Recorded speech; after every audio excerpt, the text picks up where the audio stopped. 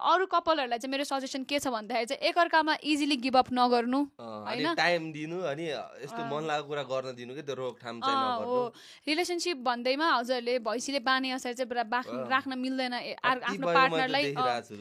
पार्टनरलाई रिलेसनसिपमा भयो भन्दैमा उसलाई बाँधेर राख्न मिल्दैन उसलाई जे गर्न मन छ गर्न दिने कि मैले विविधलाई काहीँ पनि केही गर्न पनि रोक्दिनँ मैले पनि किनभने I have that trust in him तर ट्रस्ट नभयो भने पनि अब बाँधेर राखेर पनि त उसले कहिले न चिट गर्ने मान्छेले जसरी पनि चिट गर्छ होइन चिट नगर्ने मान्छेले मनबाट माया गर्ने मान्छेले जति ओपनली छोडिदियो भने कहिले पनि उसले चिट गर्दैन क्या सो त्यही भएर चाहिँ अब एउटा कपलहरूको एडभाइस चाहिँ त्यही नै हो फ्रिली हिँड्न दिनु आफूलाई इन्सिक्योर फिल भयो भन्दैमा उसको फ्रिडमलाई चाहिँ खोसेर नराखिदिनुहोस् होइन केही कुरामा हजुरहरूलाई चित्त बुझ्यो भने त्यो कुरामा वर्क गर्नुहोस् होइन इन्सिक्योर फिल हुन्छ अब जस्तै